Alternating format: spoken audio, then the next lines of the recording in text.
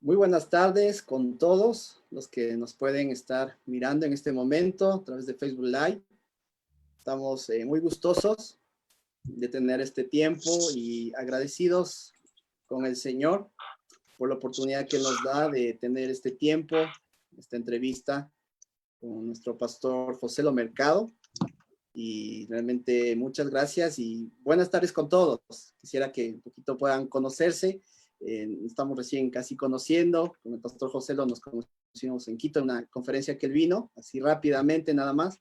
Y tenemos acá a mi hermano Ignacio, a mi hermano Roberto, que somos parte de la iglesia La Gran Comisión de Jesucristo, de acá de Machachi, de la provincia de Pichincha, en Ecuador. Así que estamos muy agradecidos también por tenerte en este tiempo, querido hermano. Quisiera que antes de entrar a lo que queremos ir abordando en este día, eh, poder un poquito nos cuentes de ti, un poquito para los que por ahí no te conocen. Sabemos que eres pastor de la Iglesia Gracia Soberana en Maryland, ¿verdad? Y Ujú. también eres autor del libro El matrimonio que agrada a Dios. Entonces, capaz ahí cuéntanos un poquito de lo que tú estás haciendo y un poquito cuál es la idea o el enfoque de este libro para matrimonios, un poquito como introductorio para que todos los que estamos acá te podamos conocer y ahí entramos a lo demás. Bueno, primeramente saludos, un verdadero gozo poder compartir con ustedes. Estuve en su país, si no más recuerdo, el año pasado y fue de mucha bendición. En verdad, cuando estuve en Quito, ver la tradición de la iglesia y misioneros y fue de mucha bendición. Puertorriqueño, lo pueden ver por el español, así que me disculpan que me como las R y las S. Casado con Katy hace 20 años, por la gracia del Señor, tengo 2 hijos. Joey de 13, Yanel de 11, y salvo por la gracia del Señor. Pastor, hace ministerio ya 15 o 16 años y miembro del Concilio de Coalición por el Evangelio, fundador, y tuve el privilegio de escribir este libro de Lifeway, El matrimonio que agrada a Dios, donde el propósito principal no es dejarnos saber que para que un matrimonio agrade a Dios, entiende que el Evangelio es lo que cubre nuestras faltas y nos permite relacionarnos de una forma que la gracia del Señor es aplicada en cada aspecto de nuestras vidas. El Evangelio es aquello que al ver la gloria de Jesús somos impulsados a ser como Jesús. Así que el propósito principal del libro no es dar detalles prácticos, aunque habla mucho del día a día, pero sí de cómo en el perdonar, en el extender misericordia, en la crianza, tenemos que mirar a Jesús, porque Jesús nos va a ir transformando mientras lo miramos a Él, para poder ir aplicando el Evangelio en cada área de nuestras vidas. Ok, muchas gracias. Muy bien. En este día tenemos algo para tratar. Este es el programa número 4. Empezamos hace poquito. Tuvimos en la anterior al pastor Marcos Peña, tratando un poco del tema del matrimonio, las dificultades que han salido en esta pandemia. Y bueno, ahora estamos tratando un poco el tema que ver con lo que es la iglesia. Y antes de llegar a la pregunta de cuándo la iglesia debería reunirse, congregarse en esta situación que estamos pasando, quisiéramos abordar primero que por qué es importante la iglesia, ¿no? ¿Qué es la iglesia y por qué es importante, ¿no? La iglesia. Y bueno, eso quisiera ahí empezar con esta pregunta. La pregunta debería ser, ¿qué cosas hay más importantes que la iglesia en este mundo? El Señor instituyó su iglesia para mostrar su gloria a las naciones por medio de su presencia en medio de su pueblo. Y vemos en Mateo 16, Mateo 18, que Dios da una autoridad a su cuerpo de representar y hablar a aquellos que están dentro o fuera del cuerpo del Señor. Así que la pregunta es, y yo creo que muchas veces como los creyentes vemos la iglesia como algo más en nuestras vidas, y la pregunta es básicamente, ¿qué hay más importante que la iglesia en este lado de la historia de redención? Para muchas personas quizás me dirían la familia, y yo les diría antes que vayas a ese lugar, yo creo que esas son 2 instituciones que el Señor creó, y la familia de un creyente es parte de la iglesia local, y ninguna de las dos deben competir. Yo creo que en muchas ocasiones vemos este sentido de que papás de generaciones anteriores que daban demasiado mucho tiempo a la familia. Ahora, por cuidar a la familia, no pasan tanto tiempo en la iglesia. La iglesia y la familia no deben ser una competencia, sino que son algo que juntos funcionan para expandir la gloria del Señor. Entonces, tú me preguntas por qué es importante. Obviamente están llamados para la gran comisión, para extender el reino, tantas cosas que podemos decir, pero para mí la esencia de la iglesia es que la iglesia es el lugar donde Dios habita, es el templo. Vemos a través de la historia de la redención que Dios ha decidido hacer su morada en diferentes lugares. En el Edén, hizo su morada en ese lugar y ahí tenía comunión con Adán y Eva. El Edén es un tipo templo donde él iba y tenía relación con su creación. Y el templo siempre es el lugar donde Dios viene a relacionarse con los seres humanos. Vemos en el monte Sinaí, Dios hace su presencia en ese lugar. Luego vemos en el tabernáculo, Dios hace su presencia en el templo. Y luego hace su presencia en su cuerpo por medio de Jesús, en medio de la región de Galilea. Cuando luego Dios, el Señor Jesús, regresa, ¿verdad?, a la presencia de su Padre y deja al Espíritu Santo, la iglesia es el templo del Espíritu Santo. Si nos damos cuenta, muchos de los textos del Nuevo Testamento, usualmente decimos, somos el templo del Espíritu Santo, pero decimos en singular. Solamente hay un texto que habla de somos el templo del Espíritu Santo en singular. Los demás textos hablan en plural, donde todos juntos somos el templo del Espíritu Santo. Y así que, ¿cuál es la importancia de la iglesia en este mundo? Tiene la gran comisión, el discipulado, extender el reino, pero es el lugar donde Dios habita. Entonces yo he visto quizás muchos memes, comentarios diciendo los templos están cerrados, pero la iglesia sigue viva. Y yo entiendo lo que quieren comunicar, pero la realidad desde mi perspectiva es, estamos en un tipo de exilio, las iglesias que todavía no pueden congregarse. En el Antiguo Testamento, cuando el pueblo de Dios va a Babilonia, están en el exilio. ¿Por qué? ¿Cuál es la razón del exilio? ¿Cuál es la disciplina mayor del exilio? La disciplina mayor del exilio es que la iglesia, que era Israel en ese tiempo, no podía estar en el templo, que es el lugar donde Dios habita. Yo sé lo que todos me van a decir. Dios es omnipresente. Dios es omnipresente, pero Dios, a través de la historia de redención, como he mostrado, ha mostrado y decidido estar en lugares y en momentos especiales de una presencia más, podemos decir, palpable o más real, o su promesa de estar para bendecir es más certera. Y en este tiempo es los domingos, cuando cada ladrillo de ese templo, representados en lugares locales, se juntan para hacer el templo del Señor. Efesios capítulo 2, ese es el texto. Y yo creo que una de las consecuencias que hemos visto con la pandemia ha sido el individualismo que se ha permeado en los últimos 20, 30 años en la iglesia, donde nuestra experiencia con el Señor es una experiencia muy personal. Y claro, nuestra experiencia con el Señor es una experiencia personal, pero una experiencia personal para hacer de bendición a la experiencia corporativa, que es el momento más importante de cada semana. Estoy diciendo mucho y estoy tratando de hacerlo en poco tiempo, pues es un tema que me apasiona mucho.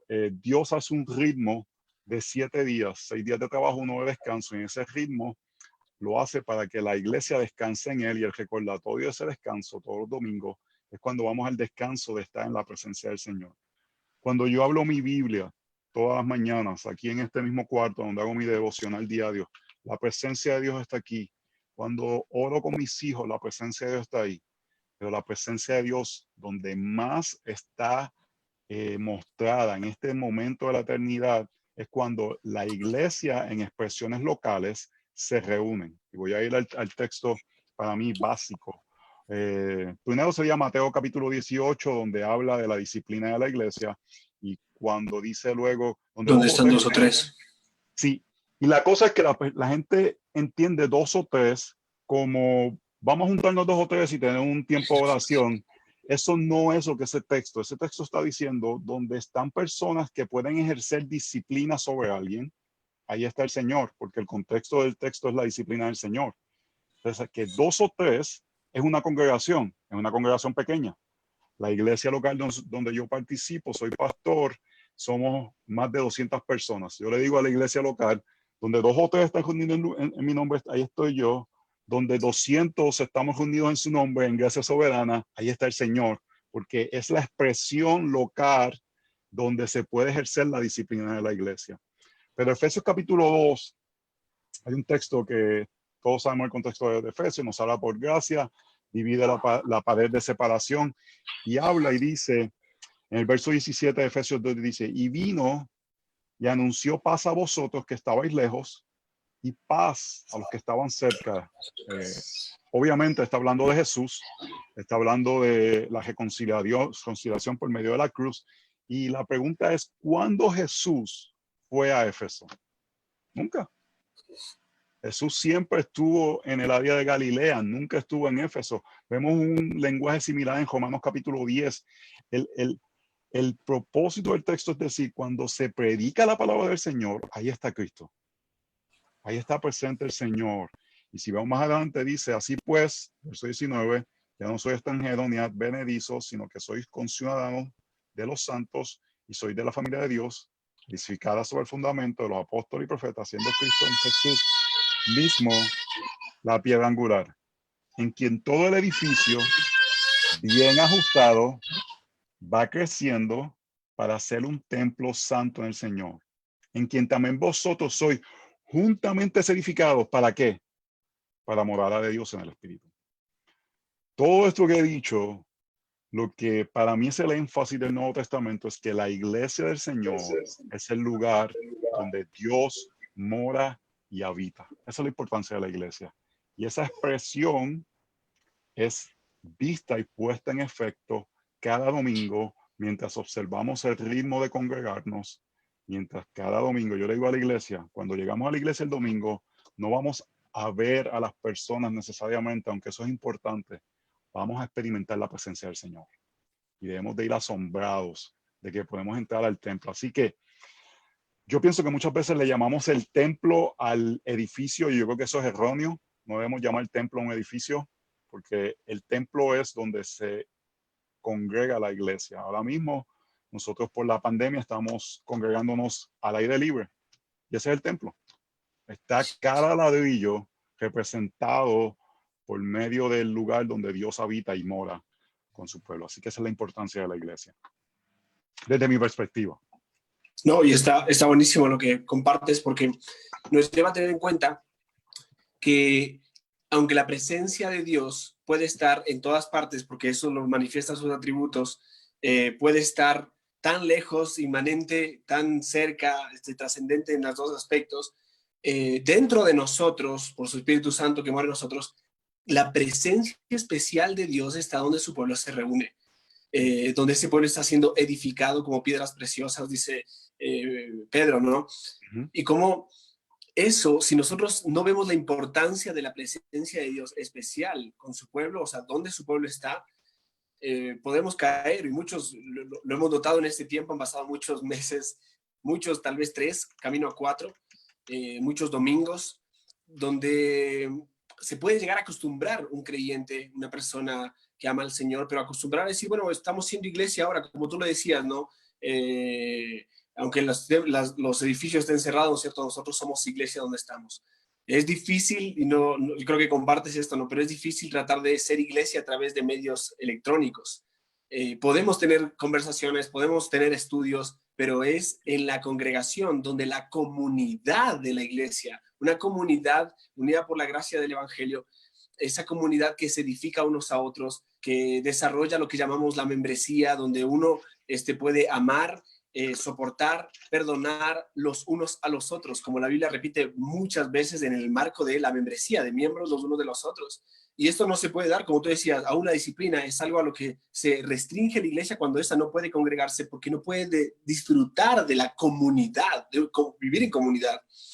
Pero ahí está el punto que tú acabas de mencionar, yo estoy también muy de acuerdo con eso. Es importante la iglesia por muchas cosas, pero es importante porque la presencia especial de Dios está donde su pueblo se reúne.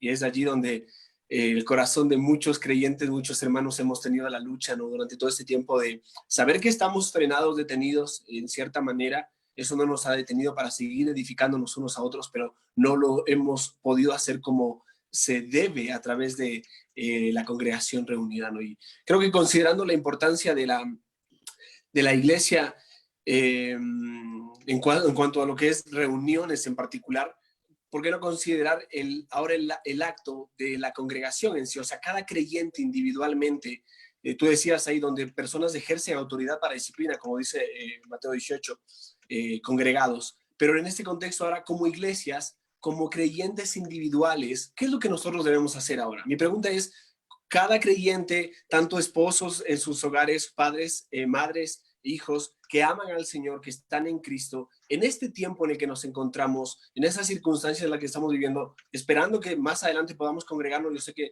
tú me dices que están reuniéndose afuera del edificio, siendo iglesia, siendo templo, afuera del edificio, y a mí me da mucho gozo escuchar eso.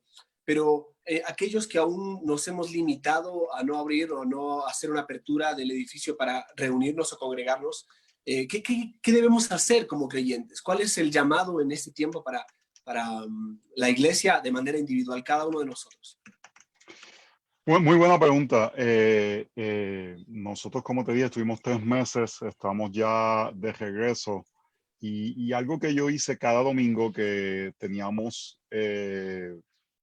no lo quiero llamar ni reunión, teníamos un tiempo virtual.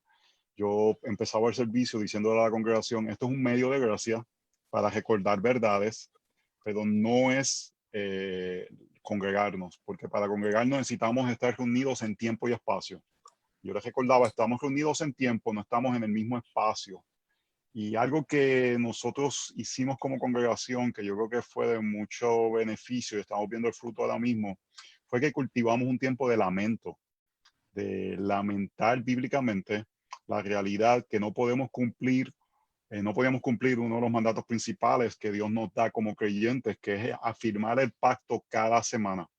Lo que muchas veces nuevamente volvemos a este individualismo, vamos al servicio para decir, quiero llenarme del Señor, quiero recibir.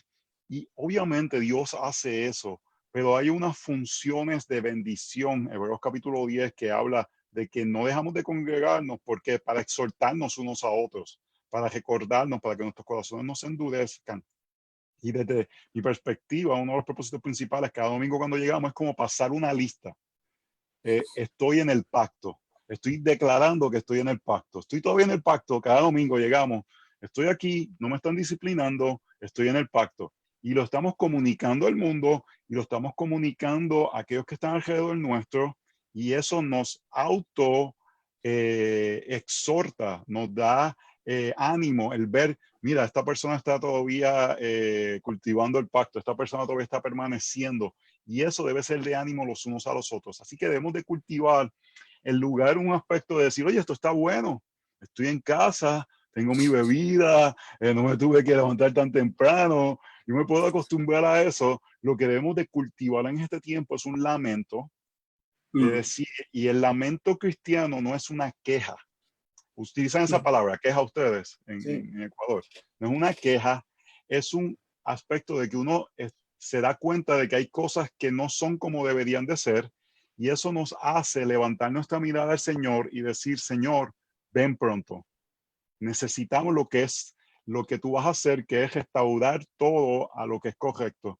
Y ese lamento debe también llevarnos a desear el volver congregarnos nuevamente. Yo le decía a la iglesia, estamos en un exilio, porque el exilio no puede estar en el templo. Y cuando vemos en Nehemías y en Ezra, ese deseo de regresar de los que eran verdaderos creyentes, unos quedaron en Babilonia, pero los que eran verdaderos creyentes regresaron, dejaron la comunidad de Babilonia porque ya se habían puesto cómodos para estar en el lugar donde Dios habita. Entonces, yo los animaría a cultivar un lamento y pensar, ok, ¿qué doctrinas, y doctrina es una palabra bonita para decir, qué verdades bíblicas este tiempo ha mostrado que hay deficiencia en mi vida? Yo puedo decir desde donde estoy mirando, yo creo que hay una deficiencia alta en la doctrina de la presencia de Dios, y entender la realidad de lo que hemos estado hablando, que Dios habita donde está su pueblo. Yo creo que ha habido deficiencias en entender lo que es la iglesia, y quizás vamos a hablar un poquito más adelante, ver también las deficiencias que hay entre la relación iglesia y Estado y cómo eso sucede. Yo le animaría a los padres, a los líderes del hogar, a que cultiven oración, estudio bíblico, utilicen este tiempo para practicar Deuteronomio capítulo 6, enseñarles a sus hijos el evangelio al caminar, a acostarse, a levantarse, aprovechen ese tiempo, pero sí no llegar a un sentido de acostumbrarnos a lo que estamos experimentando, sino que tan pronto sea posible y razonable regresar a estar juntos como la iglesia. Buenísimo, ¿no? Pensando en lo que acabas de decir, ¿no? En cuanto a cultivar, ¿no? Me lleva a pensar allí en Gálatas, capítulo 6, versículos 9 y 10, ¿no? Donde dice, no nos cansemos, pues, de hacer el bien, porque a su tiempo segaremos si no desmayamos. El versículo 10 dice, así que según tengamos oportunidad, hagamos bien a todos y mayormente a los de la familia de Dios, ¿no? En la fe. Así que es buenísimo, ¿no? El hecho de poder cultivar, porque sabemos que en algún momento vamos a cegar lo que estamos cultivando. Así que nada más eso quería añadir a lo que tú acabas de mencionar, ¿no? Ahora, Joselo, ¿cómo pastorear a la iglesia en estos tiempos? ¿Cómo tú viniste trabajando antes de poder verlos físicamente, ¿no? ¿Cómo tú podrías darnos un consejo a los pastores en el tema de cómo llevar este pastoreo, ¿no? En tiempos de pandemia ahora, ¿no? Muy bueno, verdad que tremendas preguntas. Nuevamente yo soy un fiel creyente de Romanos capítulo 14, no quiero atar las conciencias de nadie con las prácticas que yo hice, pero sí principios bíblicos que pueden ayudar. Y yo creo que uno tiene que tener convicciones, qué es lo que es de mayor importancia en la iglesia, que es aquello que la iglesia necesita y es esencial. Y para mí siempre la respuesta va a ser la iglesia necesita a Cristo. Entonces, en este tiempo que no podemos estar presencialmente, donde se predica la persona de Cristo y Cristo está presente en medio de nosotros de una forma milagrosa, es cómo podemos recordarles a la iglesia a Cristo. Y eso se puede ver de diferentes formas. Una de las formas que nosotros hacíamos, teníamos como una reunión presencial donde yo hacía un tipo de predicación. Yo le decía a la congregación, esto no es una predicación, porque para que haya una predicación tiene que haber una congregación, pero es un medio de gracia para recordarles y darles a Cristo por estos medios. Quería recordarles la realidad que estábamos viviendo, pero a la misma vez pastorearlos y poder darle aquello que ellos necesitaban escuchar, que es que Jesús está con su iglesia, con su pueblo, que nada va a desviar los planes del Señor. Entonces ahí pueden haber otros medios, otras formas. Yo estaba tratando de escribir correos electrónicos con meditaciones, que estaba tratando de enviar a las personas de la congregación, pero algo que traté de hacer en este tiempo y para mí fue de mucha ayuda es más que enseñanzas devocionales, porque esas abundan. Ahora mismo todo el mundo está haciendo como diferentes enseñanzas devocionales que son buenas, no estoy criticando eso, pero estaba tratando de darle cosmovisión bíblica. Cómo estos hechos que están ocurriendo deben ser vistos a la luz de las escrituras y del evangelio. Cómo lidiar con cómo lidiar con el temor, cómo lidiar con la toma de decisiones, cómo lidiar con la relación iglesia y Estado. Entonces, yo personalmente traté de irme más por esa línea, de darle herramientas de que ellos pudieran discernir lo que estaba sucediendo y ver las cosas por medio de una perspectiva bíblica. Por ejemplo, algo que le di mucho énfasis es que en el mundo que vivimos, los medios noticiosos no son los más confiables. Y uno tiene que aprender a cómo discernir las noticias para entonces uno tomar decisiones informadas, porque hay algunos medios noticiosos, no sé cómo es en Ecuador, pero acá en Estados Unidos, que te quieren llenar de miedo. pero hay otros medios noticiosos que es como si nada estuviese pasando y quizás la cosa está en el medio. Entonces permitir que la cosmovisión bíblica sea la que guíe cada decisión que tomemos y no sea simplemente la cultura la que nos impulse a tomar las decisiones. Pero lo más importante es darle a Cristo. Claro. Dame a Cristo, dice esa canción, ¿no? Sí, amén. Sí. Sí, ahora antes de entrar al tema un poquito más controversial, pienso capaz, no sé si podría llamarlo así, del tema de la iglesia y el Estado. ¿Cómo es un día del pastor Joselo? ¿O cómo desarrollaste un poco el tema también en vinculación con tu familia, en casa? Sé que esto cambió mucho de lo capaz tú salías bastante, llegabas tarde, o no sé, por eso digo, no sé cómo sería, pero Para ¿cómo esto? nosotros no, sí, para nosotros no cambió mucho porque mi oficina está en la casa, estoy aquí en mi hogar, tengo una oficina en la casa que yo paso mucho tiempo y mis hijos hacen escuela en casa. Así que la dinámica familiar no cambió mucho. Lo que cambió sí es que yo viajaba mucho y por lo menos cada otra semana estaba viajando y mi último viaje fue en marzo 9, yo creo que fue la última vez que tomé un avión. Entonces eso fue lo que cambió un poco. Lo que sí para nosotros fue un poco diferente fue que este tiempo de la pandemia fue un tiempo que las primeras 4 o 5 semanas yo veía que estaban sucediendo cosas en el país y tiene que ver un poco con el tema que vamos a tocar, donde las personas no estaban considerando, los miembros de las iglesias no estaban considerando la relación iglesia y Estado. Y eso trajo mucha carga en mi corazón.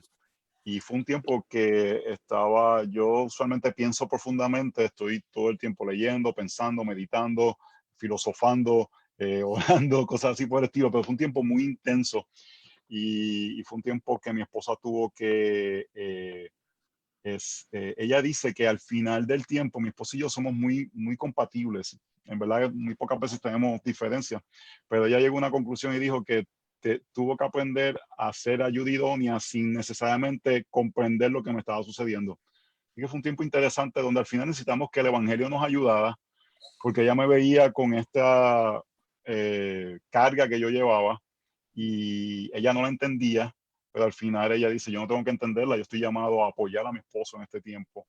Y fue algo que en verdad al final nos ha unido más. Así que vamos a tener diferentes retos. Necesitamos que el evangelio nos ayude. El reto en ese tiempo era, yo estaba tan concentrado en este tipo de pensamiento que mi esposa podía atender al resentimiento. Porque yo estaba tan dado a este aspecto, estaba hablando de hacer cosas como desobediencia civil y ella decía, ¿cómo él va a hacer eso si somos una familia y eso nos afecta? ¿Qué pasa si él va preso? Cosas así por el estilo. Y fue un tiempo donde ella tuvo que aprender a no resentirse por mi llamado de pastor, pero yo también tuve que aprender un poco a ser paciente y esperar que ella llegara a ciertas convicciones mientras yo la lideraba. Buenísimo, creo que ese es el corazón con el que en ese tiempo hemos estado lidiando. Creo que ahí nos parecemos un poco porque acá también tengo mi oficina a 3 metros de casa y creo que depende, ¿no? de cada caso, pero el tiempo que dedicamos a estar con la familia, dependiendo las actividades que se tienen como iglesia o salidas, como tú mencionabas, en este último tiempo ha podido ser útil el estar así para cultivar mucho el corazón de nuestras esposas, de nuestros hijos y acrecentarnos, traer crecimiento y madurez también a la relación en el matrimonio. Yo noto algo que antes de empezar estábamos en una etapa, en un momento, y ahora en el camino ha habido tantas cosas, tantas buenas charlas, tantos momentos para sentarnos a lidiar con nuestro pecado y con el pecado del otro, que ha sido demasiado, en la gracia del Señor, la oportunidad de poder dedicar tiempo a la familia, en particular el ministerio pastoral, ¿no? Creo que en otras instancias también podemos considerar el tema de pastorear a la iglesia como algo que a veces también es absorbente, el estar frente a la pantalla varias horas al día, frente a la cámara hablando con hermanos, viéndolos o algunos directamente en línea, a través de transmisiones en vivo, ha sido apremiante, ha sido también absorbente, ¿no? Y no se compara con la congregación unida, ¿no? Volviendo al tema anterior. Pero ahí viene el hecho, lo que tú mencionabas, la lucha de saber cuándo y cómo, como que caminando un poquito al tema que queremos tratar ahora, cuándo y cómo, ¿no? Como iglesia debemos, necesitamos considerar lo que se nos ha planteado legalmente o estatalmente y ver de qué manera nosotros podemos tratar o lidiar con eso, ¿no? Yo lo he notado en algunos pastores, tanto allá que conozco, que buscaron formas creativas de reunirse, ¿verdad? Siendo que van a una montaña a reunirse o a un lugar amplio, un campo abierto. Acá también he escuchado de varias iglesias que dependiendo del sector, acá hay una cuestión de semaforización, o sea, ahí está, si está en rojo, esa zona está simplemente, no pueden salir y no hay muchos cantones ahora en ese semáforo, la mayoría están en amarillo y algunos están pasando a verde, pero por la situación de contagios y los números que van cambiando, algunos consideran volver al rojo.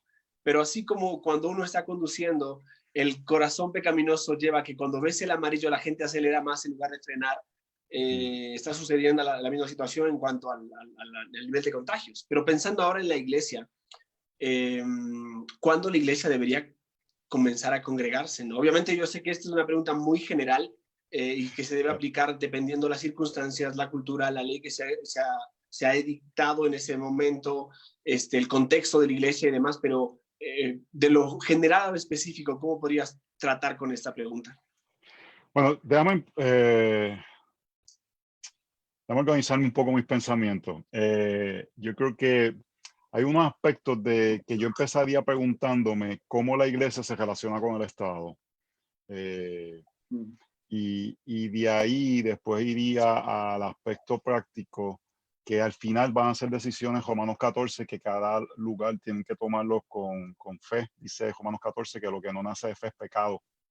Y muchas veces lo que es más pecado no es tanto hacer o no hacer, es no hacer la decisión en fe, habiendo informado con la palabra del Señor. A mí lo más que me preocupó al comienzo de la pandemia, no sé tanto en su país, pero aquí en Estados Unidos, fue que muchas personas al venir la pandemia y los diferentes líderes gubernamentales dar diferentes reglas, decían esto. En obediencia a Romanos 13, no nos vamos a reunir. Y para mí esa aseveración es un poco problemática. Y voy a explicar por qué. Yo creo que la iglesia del Señor, y aquí estoy hablando de la iglesia como institución, no se somete a los gobernantes. Y tú me vas a decir, oye, pero ¿qué haces con Romanos 13? Le voy a explicar en un momento. Yo creo que la iglesia debe de cooperar con el Estado y cuando hace sentido por razones de salud no reunirse, no nos reunimos. Pero la iglesia no se somete al Estado porque sometimiento es algo absoluto. Sometimiento no es algo que tú haces cuando te es conveniente. Sometimiento es algo que tú haces siempre a las autoridades. Y si vemos Romanos capítulo 13, está hablando de que las autoridades son puestas por Dios y tienen autoridad, ¿verdad? Pero ese texto no está hablado a nivel congregacional, no estamos hablando nuevamente de Mateo 18, está hablando a nivel individual. Tenemos que entender ciudadanos, ¿no? Exacto, ciudadanos. Los creyentes que estaban en la iglesia de Roma se estaban acostumbrando a algo, se estaban acostumbrando a desobedecer las autoridades, porque cada domingo que se reunían, ellos desobedecían. Claro. Y era desobediencia porque estaban yendo en contra de la oración que el César ponía para ellos, porque solamente ciertos tipos de religiones aprobadas podían ser las que la gente practicara. Y el cristianismo no viene a ser una de estas religiones. Así que cada domingo ellos cometían desobediencia civil.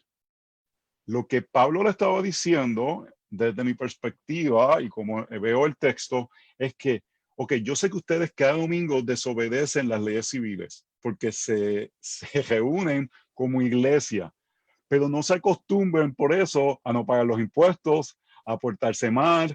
Así que lo que está diciendo es, nosotros hacemos eso, pero eso no te da el permiso de ahora no obedecer las leyes en el aspecto civil. Así que A para cumplir mí, con sus responsabilidades ciudadanas, ¿no es cierto?, ante la sociedad. exactamente, exactamente. ¿Ven lo que estoy tratando de comunicar? Ellos desobedecían civilmente todos los domingos. Claro. Y es fácil pensar, pues si lo hago aquí, lo voy a hacer en todo, no tengo que pagar impuestos. ¡Woo! Eso es lo que queremos todos, que nos digan que no tenemos que pagar impuestos.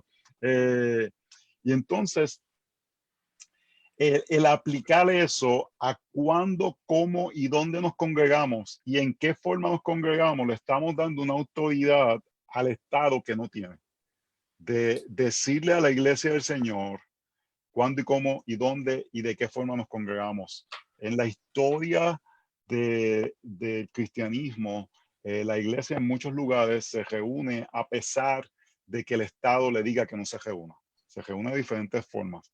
Habiendo dicho eso, no estoy impulsando o no estoy diciendo a las personas vayan y reúnanse mañana, porque yo creo que sería irresponsable bajo las situaciones que estamos, especialmente si hay personas de alto riesgo de contagio, hacer cosas que no fueran para el bienestar y el beneficio de nuestra congregación. Yo le digo esto he hablado con líderes gubernamentales aquí de lado y yo le digo, es que tú no amas más a mi iglesia que yo. Yo no los voy a exponer a ellos a peligros innecesarios.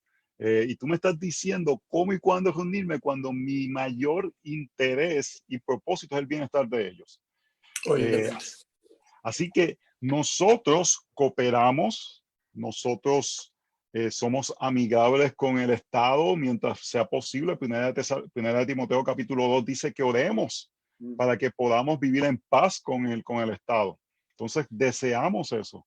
Pero lo que me preocupa es este sentido en la conversación de decir que una iglesia que decida en una localidad, bajo unas circunstancias específicas, vamos a reunirnos, que se le acuse de desobedecer, porque eso es una decisión eclesiástica y no es una decisión de individuos hacia la sociedad. Habiendo dicho eso, como un desacato a la autoridad. ¿No es cierto? Exactamente. Eso no sería porque es el aspecto eclesiástico. Lo que sí debemos tener cuidado, y yo sé que en muchos lugares hay personas de algunas tradiciones cristianas que no le temen a nada y dicen, vamos a reunirnos, el Señor nos va a proteger, Cristo es mi vacuna y cosas así por el estilo. Eso no es lo que yo estoy diciendo, no es lo que estoy hablando. No estoy diciendo que hay una cobardía, sino que debe haber una sabiduría basado en la información que se tiene y basado en aspectos de la sociedad donde se está viviendo, donde se debe tomar decisiones sabias o no sabias sobre si se deben reunir.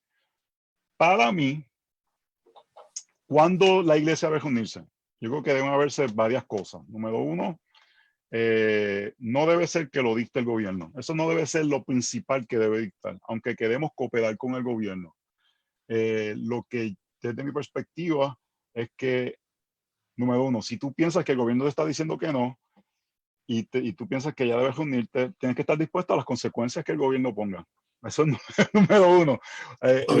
Uno tiene que estar dispuesto a las consecuencias y si es sabio, exponerse a esas consecuencias. Yo creo que ahí no hay aspecto de cobarde o no cobardía, es aspecto de sabiduría. Ponle que digan, el gobierno diga, si ustedes se reúnen, no hay forma que nunca más se vuelvan a reunir con mi iglesia. Yo buscaría formas de quizás hacerlo, quizás grupos más pequeños, otras formas, y poder tener un tipo de reunión. Otra cosa que se debe tomar en cuenta es si hay actividades que se están realizando en la sociedad que claramente representan un mayor peligro de contagio a lo que sería reunirnos en la iglesia bajo unas condiciones que fueran sabias. Y esa era mi lucha en muchos momentos. Cuando yo iba al mercado y veía que todo el mundo estaba como si nada y no nos permitía a nosotros reunirnos como iglesia, donde yo pensaba que podía hacerlo de una forma más responsable. La otra pregunta es cuando dan permiso ya y uno tiene permiso del Estado o el Estado ya abrió para que las iglesias se reúnan, hay muchos hermanos que no desean reunirse. Y ahí hay un aspecto que es un poquito dificultoso para pastores, donde yo digo que somos como papás. Yo tengo dos hijos y hay uno que es mucho más atrevido que el otro. Y al que es atrevido, tú tienes que enseñarle a que sea un poquito más cuidadoso, y al que es más temeroso, tienes que enseñarle que tome un poco más de riesgos. Y yo creo que como pastor hay las mismas retos, donde tú tienes algunos hermanos que dicen, Cristo es mi vacuna, no me va a pasar nada. Y quizás tú debes decirle, mi hermano, cuando volvamos al servicio, no estemos abrazando, no estemos besando, estemos cuidándonos unos a los otros. Pero quizás hay algunos hermanos que tienes que decirle, oiga, hermano, usted no va al mercado, usted no hace estas otras actividades. Si usted toma el riesgo para hacer esas actividades, quizás debería considerar tomar el riesgo para venir y adorar al Señor, estar en la presencia del Señor. De una forma de manipular, pero de una forma de pastorearles y animarles a las personas que sabiamente regresen a la adoración del Señor cuando las condiciones sean adecuadas. Entonces, yo no le voy a dar una formulita mágica de cuándo se deben reunir o cuándo no se deben reunir o cuándo deben desobedecer o cuándo no deben desobedecer, pero sí, ahí yo creo que Romanos 14 es importante, debemos de buscar, okay, qué doctrinas deben informar mi corazón sobre esto y que tengamos fe de tomar la decisión. Mira, acá en Estados Unidos, no sé si han dado cuenta que han hecho unas protestas raciales, ¿verdad? Y había una restricción para las iglesias hasta que sucedieron las protestas. Y iglesias dijeron, pues yo me voy a protestar. Y buscaron formas creativas de reunirse porque permitían protestas y no permitían reunirse a la iglesia. Pues ellos hicieron la iglesia como una protesta. El La iglesia punto es, protestante. sí, sí, yo somos iglesia protestante. El punto es este. Yo creo que hay momentos que la iglesia debe tomar riesgos. Yo no puedo decirle cuándo. Pero para mí, el factor de que debemos de someternos al Estado es uno que no debe estar tanto en la ecuación, porque la iglesia coopera con el Estado. ¿Qué nos ayuda a ver si cooperamos o no cooperamos con el Estado? Si el Estado está en una disposición amigable hacia la iglesia. Le voy a dar un ejemplo. Nosotros cuando comenzamos a reunirnos desobedecimos ciertas restricciones que el Estado nos ponía porque en cierta forma cometimos desobediencia civil, porque ellos ponían restricciones mayores a nosotros como iglesia que otras instituciones.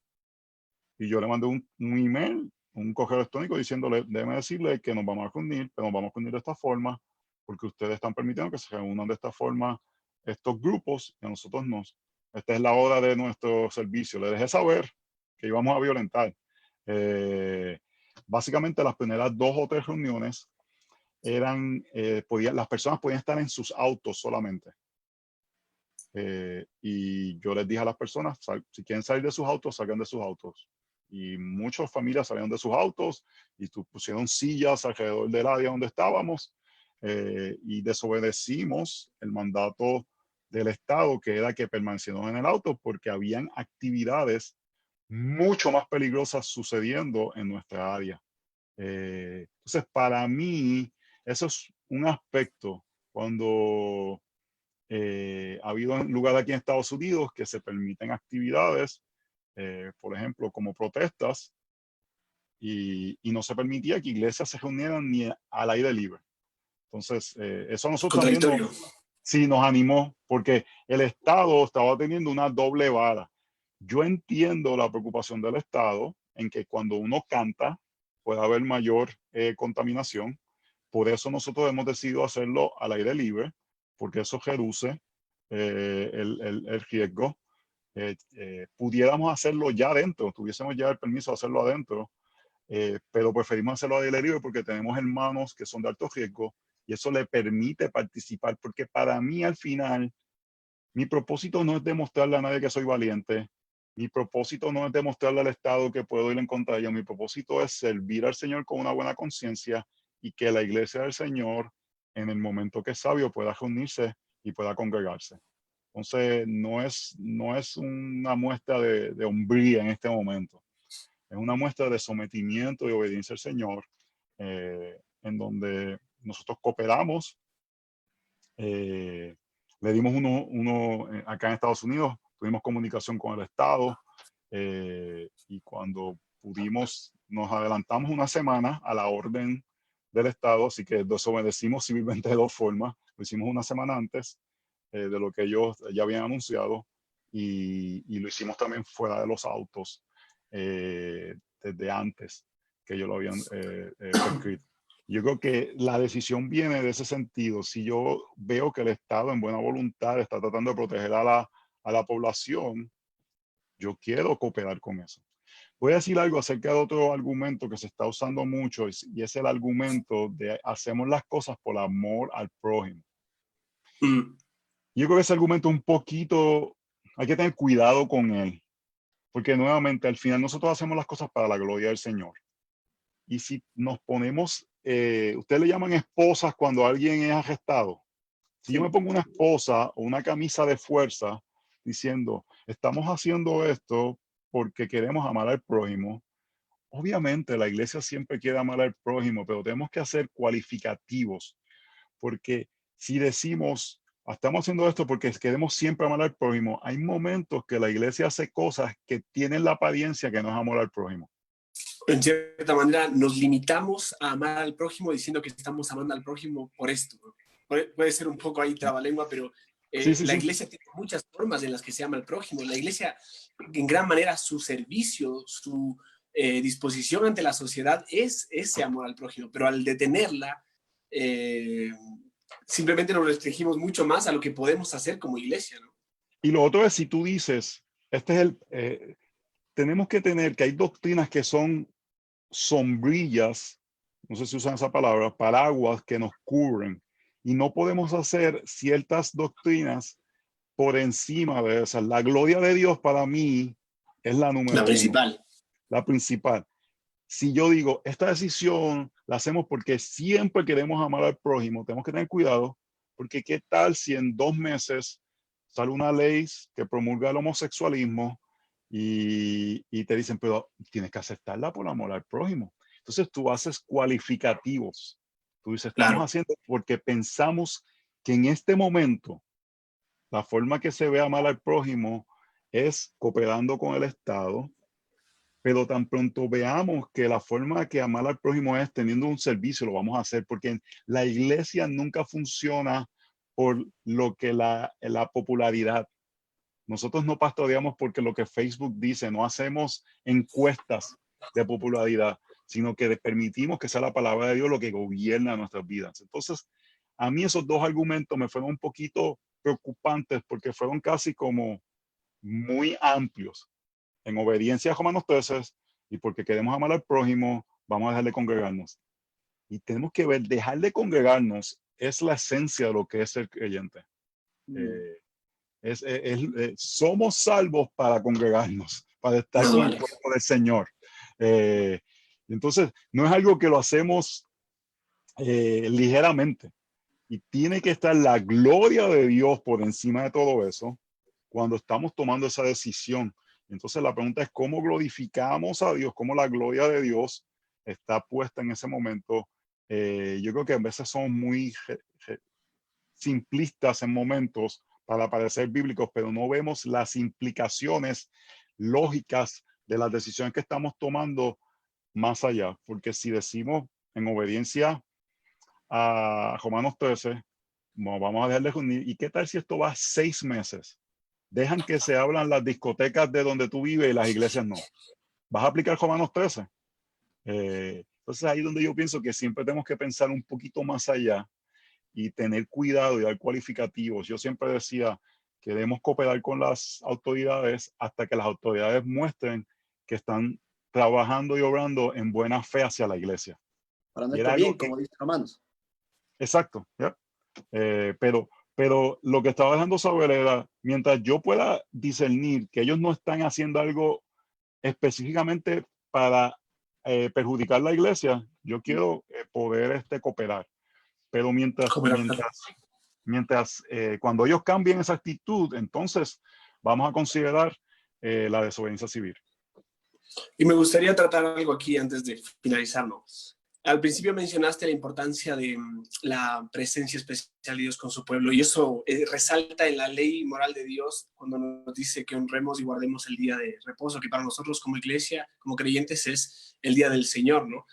Y me llama la atención como dentro de estos mandamientos está este mandamiento que dice honra a tu padre y a tu madre, que es ese mandamiento, como tú lo mencionas, un mandamiento paraguas, que nos enseña algo muy básico, muy fundamental, que es saber someternos a nuestra autoridad más amorosa, que son nuestros padres, pero que se amplifica para mostrarnos que ese mandamiento tiene que ver con someternos a la autoridad más grande que existe en todo el universo, que es a Dios mismo.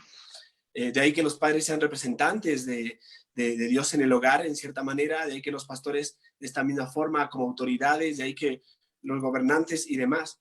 Y algo a resaltar allí es la honra de vida a aquel que está en autoridad, por honrar a la autoridad de las autoridades, o sea, al Señor de señores. Nosotros honramos al Señor de señores al honrar y someternos a las autoridades que están delegadas por Él, siempre y cuando ninguna de estas autoridades infrinja a la primera autoridad o lo que Él ha decretado o ha establecido.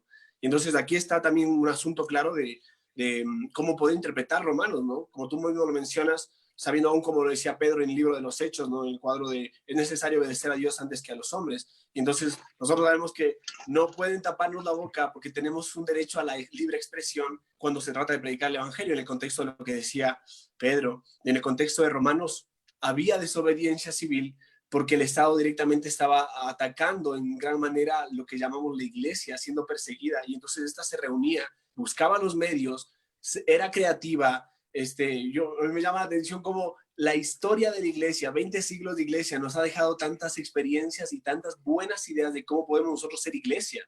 Una montaña, una cueva, un lugar escampado amplio, a través de llueva, trueno, relampaguee, como decimos acá. Buscaban la forma de ser iglesia y de mantenerse firmes en el Señor, ¿no? Y muchos de ellos dejándonos ejemplo por la fe, como dice el libro de Hebreos. Hicieron esto, hicieron aquello, y algunos sufrieron, nos deja un testimonio grande allí, ¿no? No es un llamado a tirar piedras, no es un llamado a levantar el puño contra el prójimo al cual decimos amar, ni al Estado. Es un llamado a obedecer las Escrituras, a ser cuidadosos, a interpretar correctamente, a saber cuándo y cómo aplicar aquellos principios que se establecen en la palabra de Dios, y corroborar ese mandamiento que ha sido dado de honrar a las autoridades, ¿no? Y por eso, por sobre todas las autoridades, el Señor de señores, el Dios que gobierna el universo. Yes, exactamente. Y nuevamente quiero aclarar este punto. Yo sé que personas pueden pensar diferentes a mí. Yo creo que el llamado de Romanos 13 nuevamente es individual al ciudadano. La iglesia del Señor como institución local coopera, pero nunca se somete a las autoridades como iglesia. Pero sí los individuos en su aspecto civil del día a día nos sometemos a las autoridades. Porque el Estado no debe de decirme si canto 2 canciones, 3 canciones, cuando comienzo. ¿De qué predicar? ¿De qué no predicar? ¿De qué voy a predicar? Exactamente. Entonces, yo lo veo específicamente como un aspecto de que estamos cooperando porque es sabio. Esto es una emergencia real. Y de ahí reflejar lo que tú dices, que los miembros de nuestra iglesia reflejen ese sentido de sometimiento a la autoridad principal, que es la persona de Dios.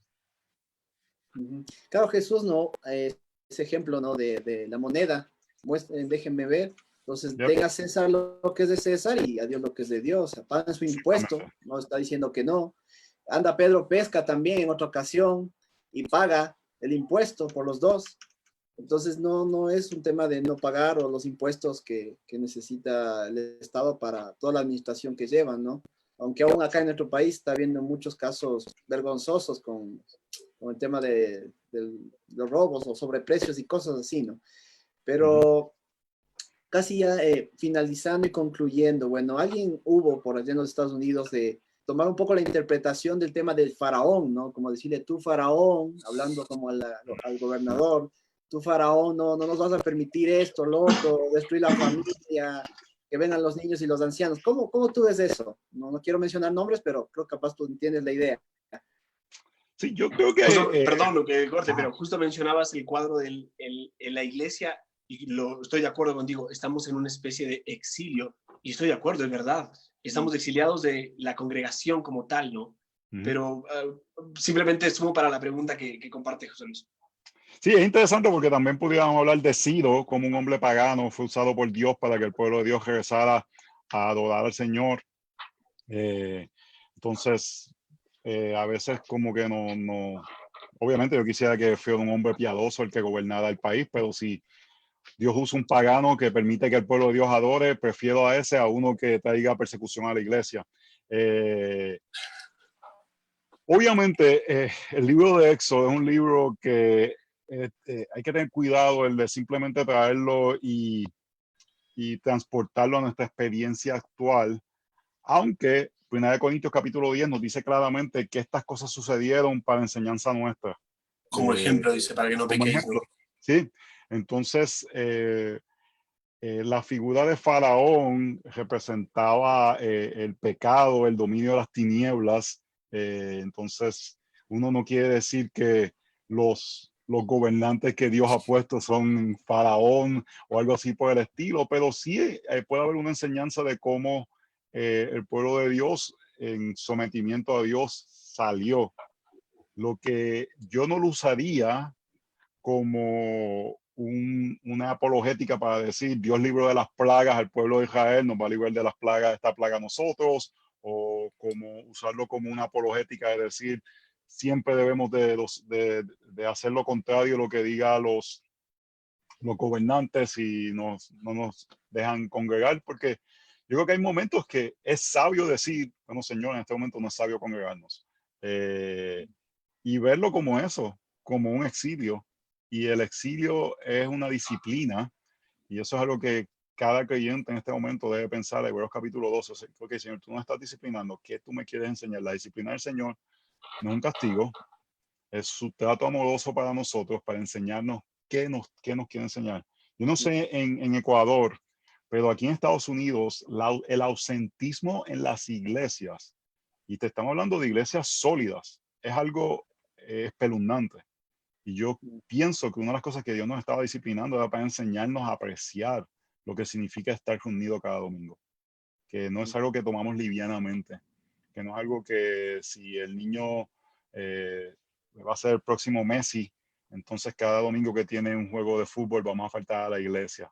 Que no es algo que si viene un pariente a visitarnos ese domingo vamos a la iglesia. Me estoy un poco cansado porque el sábado te acostaste tarde.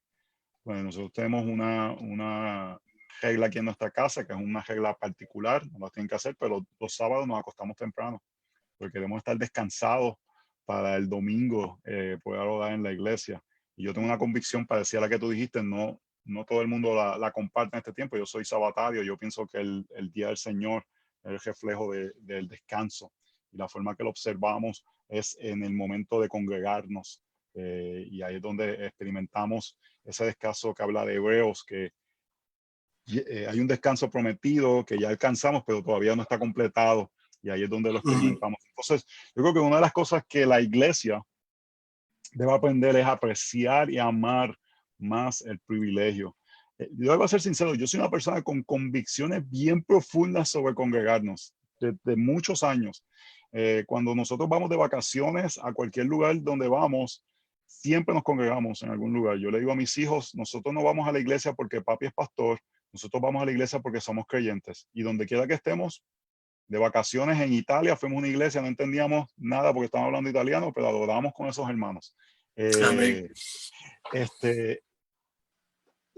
Aprender a valorar el regalo. Y yo con esas convicciones tan profundas, desde que nos estamos reuniendo, cada domingo lo veo diferente. Ayer, hace 2 días me paré en un contexto diferente, al aire libre, y vi los hermanos más preciados que nunca. Como un tesoro cada uno de ellos. Y no era que no la atesoraba, pero el Señor utilizó esto para enseñarme más profundamente el regalo que es ser parte de una iglesia local.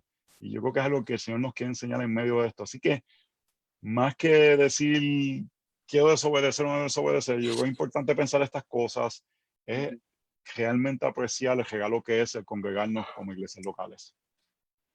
Sí. Vamos ahora concluyendo y ya quisiera cada uno de nosotros podamos decir cosas finales para cerrar y yo me quedo con esto, ¿no? Me quedo con el hecho de buscar la sabiduría del Señor para tomar las decisiones correctas cuando sea el momento necesario y específico ya para regresar, ¿no? Entonces, es buscar la sabiduría del Señor y juntamente con todo el consejo pastoral y el Señor nos dé esa guía para ver el momento que ya la iglesia podamos congregarnos y también preparar a los hermanos su corazón para el regresar, ¿no? Habrá muchos también que estarán con miedo, hay muchos que están enfermos también, o hay muchos que están perdiendo familiares. Tenemos algunos casos, entonces hay de todo un poco. Ok, Nachito. Amén. Ha sido buenísimo poder escuchar a Pastor José tocando diferentes cosas, ¿no? Muy importantes para la vida de la iglesia hoy por hoy. El hecho de entender, ¿no? Que la iglesia, como dice en 1 Timoteo, ¿no? Es la columna y baluarte de la verdad, ¿no? Y nosotros no somos la fuente de esa verdad, pero sabemos que la palabra, la Biblia, es la fuente de la verdad, ¿no? Y nosotros estamos para poder soportar eso y para poder exhibir la verdad, ¿no? Y cómo lo podemos hacer, ¿no?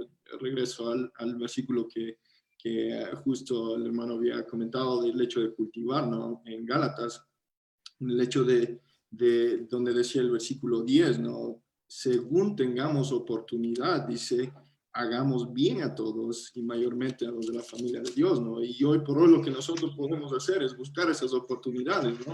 Donde nosotros podemos ayudar a todas las personas y dice mayormente a los de la familia de Dios, ¿no? Que tendría que ser nuestro objetivo principal, ¿no? De cómo comportarnos hoy por hoy, ¿no? Mientras que estamos en casa, tratando de, con todas las restricciones, ¿no? Que tenemos, tratando de estar en casa, haciendo lo que más podemos, ¿no?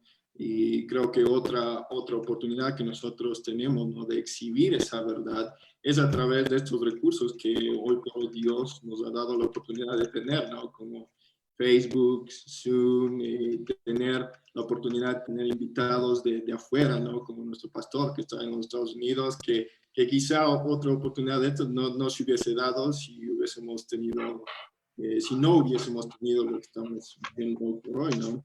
Y el hecho de predicar, ¿no? El mensaje, ¿no? Esa es la otra, ¿no?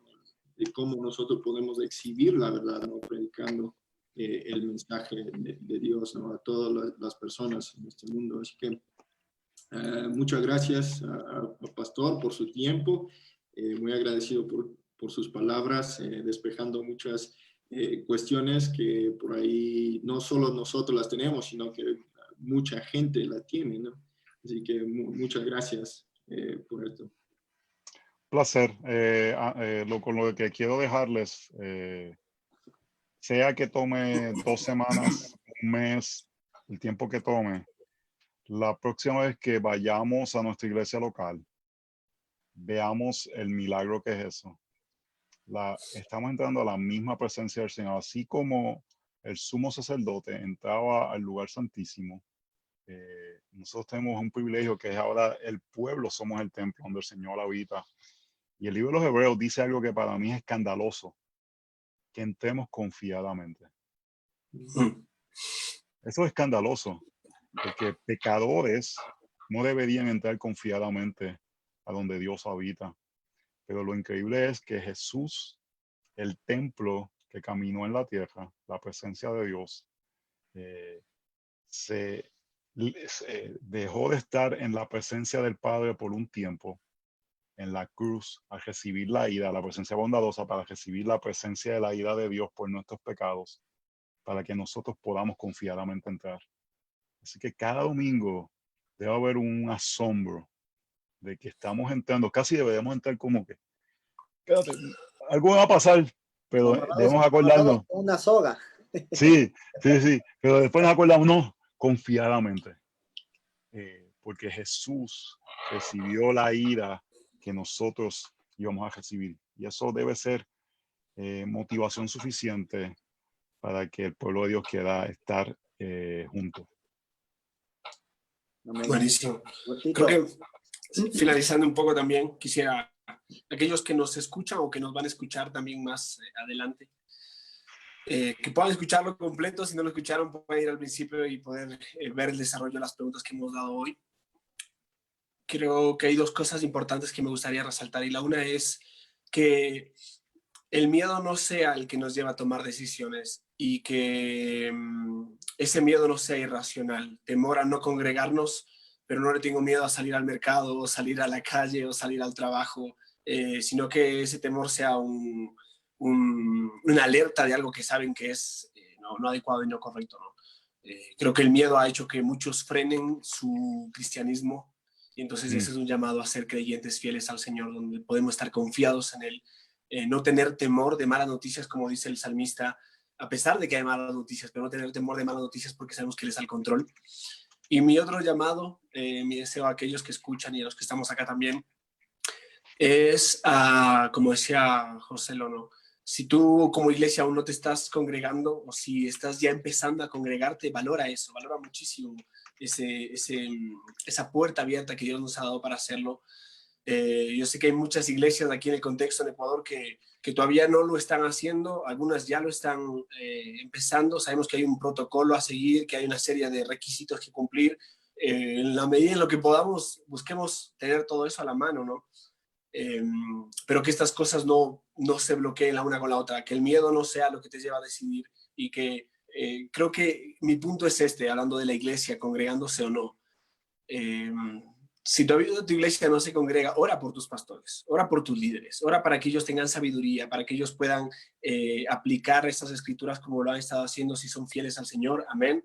Pero no caigas en lo que decía un José lo hace un momento, en ese estado de queja contra el Estado, contra los líderes de la iglesia, contra A, B o C. No nos quejemos, levantemos una endecha, como decía José, un lamento por lo que estamos viviendo en este exilio, pero clamemos al Señor, no solo por nuestros líderes en sabiduría, para que tanto los pastores en las iglesias puedan tener la conciencia y la convicción segura, basándose en la verdad, de comenzar a hacerlo, sino que cuando esto se empiece, también nosotros vamos a tener ese corazón dispuesto de entrar con esa seguridad, con esa confianza al templo, ¿no?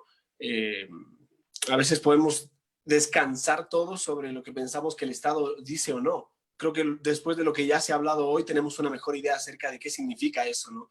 Y confiemos en lo que el Señor ha dicho en su palabra, que es más sólido y más estable que cualquier otra cosa que se pueda decir, ¿no? Así que un abrazo a todos los que nos han escuchado también, y que Dios nos dé la gracia, la fuerza, la sabiduría para en su voluntad poder empezar otra vez como iglesias congregándonos en nuestros locales.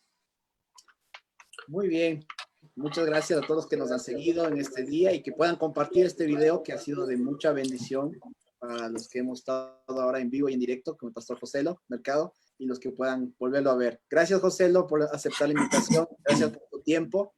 Que Dios te siga usando aún en el parqueadero, y en este caso esperemos que no se dañen los autos nomás. Pero que sea de mucha bendición para todos. Un abrazo y saludos a todos, mis queridos hermanos. Gracias, José. Un abrazo grande. Bye. Bye. Chao, chao.